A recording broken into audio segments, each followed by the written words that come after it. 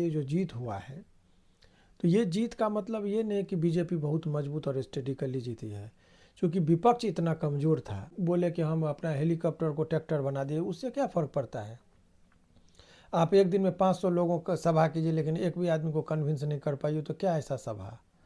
तो लोगों को जोड़ना चाहिए, कन्विंस करना चाहिए। अभी फिर सो जाएंगे, फिर 5 साल बाद वो घर से बाहर निकलेंगे तो कैसे होगा। केवल उनको लगा कि जातीय समीकरण के आधार पर A to Z को टिकट देकर हम, तो MY का जो समीकरण था उनको वो बिगाड़ लिए। मुसलमान सीमांचल में नाराज़ हो गए, यादवों का टिकट कटा, यादव नाराज़ हो गए, तो MY का समीकरण वो इनका हो गया, A to Z का साथ मिला नहीं।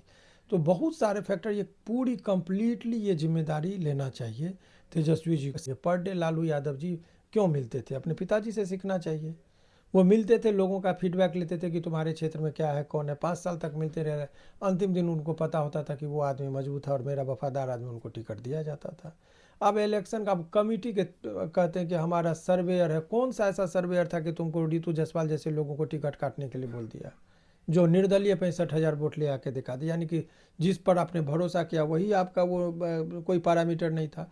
तो ये विभिन्न तरह का चीज़ था जो हार का कारण बना। अंतिम दिन जिस जो टिकट का नॉमिनेशन था, उस दिन आप यहाँ सिंबल 4 बजे सुबह में देते हैं, 8 दिन में वो कैसे अपने कार्यकर्ताओं से मिलेगा। तो असली जो वजह मुझे लगा, मैं बेबाकी से रखता हूँ। इस पर अगर वो सुधार करेंगे तो निश्चित तौर पर ये होगा, नहीं तो इलेक्शन कमीशन को या किसी और लोगों पर आप ऐसे ठिकरा फोड़ते रहिएगा, कभी जीत में आप कन्वर्ट नहीं कर सकते। ये सबसे बड़ी पार्टी राजद रही है सर, लेकिन इस बार 25 सीटों पर सिमट गई। क्या कारण रहा होगा, आपको क्या लगता देखिए, इसके एक कारण नहीं, बहुत सारे कारण हैं। अगर RJD की हार हुई है, तो सबसे पहले जो ये इलेक्शन कमीशन पर जो ये थोप रहे हैं, उसको वो ये चीज़ों को कहना बंद करे, अपने मूल्यांकन खुद करना चाहिए। देखिए, हमारा इरादा ये नहीं है कि हम आपको आहत करें। अगर आप एक चाहते हैं कि सचमुच RJD पार्टी को ये सुधरे और अच्छा ये करे, तो सबसे पहले उनको AC के रूम का त्याग करना होगा। आपको बीजेपी का जो युद्ध के तरह वो चुनाव लड़ते हैं, वो कोई भी चीज़ में चूकते नहीं हैं। किसको किस जगह पर क्या सूट करेगा, उसी के मुताबिक योजनाएं बनाया जाता है। आपने देखा होगा कि खेसारी लाल यादव जब छपरा में लड़ रहे थे, तो भोजपुरी चीज़ों को भोजपुरी कलाकारों के माध्यम से विरोध किया गया। वहाँ 4-4 कलाकार को भेज दिया गया, रवि किशन जी, निरहुआ जी, और भी बहुत सारे अनेकों लोग को वहाँ पर प्रोग्राम दिया गया। मैन टू मैन वहाँ पर दिया गया।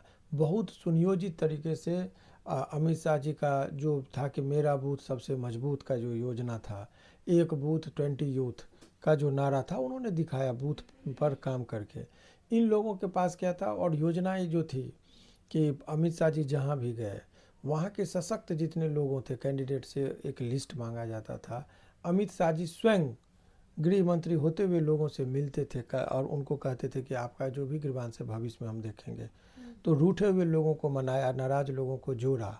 लेकिन तेजस्वी जी के समय के अभाव के कारण वो मंच पर जब गए, तो उनसे हर मंच पर जहाँ जहाँ वो भाषण किए हैं, वो कम से कम 200 कलाकार बने वरिष्ठ कार्यकर्ताओं को आहत किया है। आहत किया कि गए मंच पर, आप डायरेक्ट माइक पकड़ लिए, माइक पकड़ लिए, न किसी व्यक्ति का नाम का संबोधन किया, लोगों को धक्का मुक्की, अफरा तफरी का माहौल हो गया।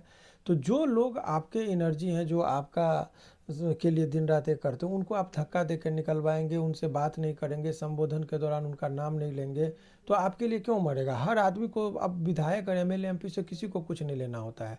आपका व्यवहार कुशलता कितना, कोई डर से आपको वोट नहीं देता, या डर से किसी को, कोई अदब से किसी को, ये डर से अदब नहीं देता है।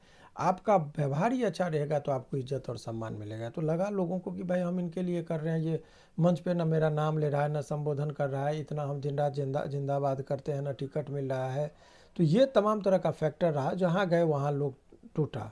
दूसरी बात, किसी को मनाए नहीं, जैसे रितु जायसवाल को टिकट उन्होंने नहीं दिया। एक तो उनका टिकट नहीं कटना चाहिए, इसलिए नहीं कटना चाहिए कि अंतिम टाइम में आप जो आदमी मेहनत किया उस क्षेत्र से, अभी 65,000 निर्दलीय वोट लेके आ गए इस हवा में, अगर उनको टिकट मिल गया होता तो एक सीट इनकी निश्चित तौर पर बढ़ी होती।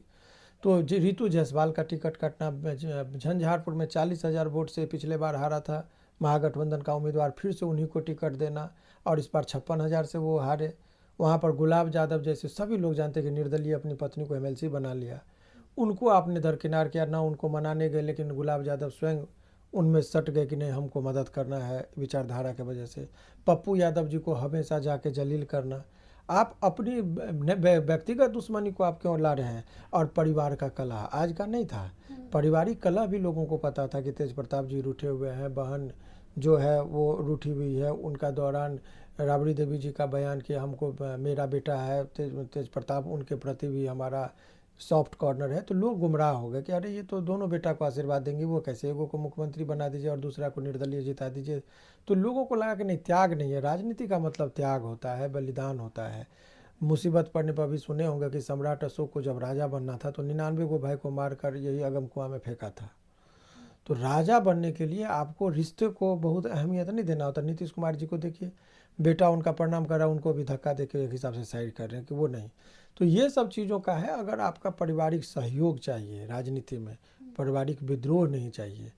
और तेजस्वी जी का अंतिम दिन तक टिकट में और महागठबंधन के अंदर जो लोगों का तालमेल नहीं था, फ्रेंडली फाइटिंग कांग्रेस के साथ आपका होता रहा।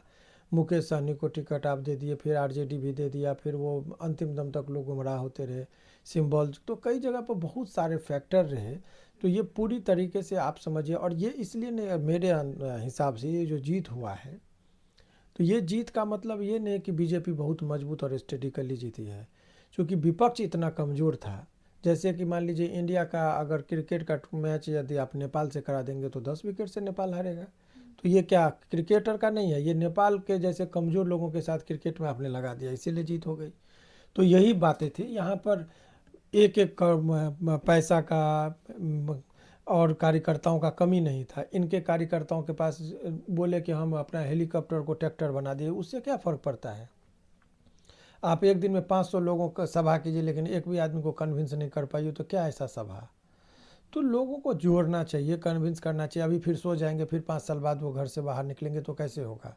प्रदेश अध्यक्ष इतने बूढ़े और बुजुर्ग थे, उनको आप कमांड दे रहे हैं इलेक्शन के टाइम में। केवल उनको लगा कि जातीय समीकरण के आधार पर A to Z को टिकट देकर हम, तो MY का जो समीकरण था उनको वो बिगाड़ लिए। मुसलमान सीमांचल में नाराज़ हो गए, यादवों का टिकट कटा, यादव नाराज़ हो गए। तो MY का समीकरण वो इनका हो गया, A to Z का साथ मिला नहीं। तो बहुत सारे फैक्टर, ये पूरी कंप्लीटली ये जिम्मेदारी लेना चाहिए तेजस्वी जी को। संजय वगैरह यादव सब पर जो भी जा रहा है वो उचित नहीं है मेरे हिसाब से। ये तो भाई व्यक्तिगत कोई आदमी लेकिन नहीं, मेरे में कमी है, हम आगे सुधार करेंगे। तो जब तक ये मूल्यांकन नहीं होगा, हर आदमी से गलतियां होती हैं। तो वो जो बाहर जब तक आप लोगों से नहीं मिलेंगे, पर डे लालू यादव जी क्यों मिलते थे? अपने पिताजी से सीखना चाहिए। वो मिलते थे, लोगों का फीडबैक लेते थे कि तुम्हारे क्षेत्र में क्या है, कौन है। 5 साल तक मिलते रहे। अंतिम दिन उनको पता होता था कि वो आदमी मजबूत है और मेरा वफादार आदमी, उनको टिकट दिया जाता था।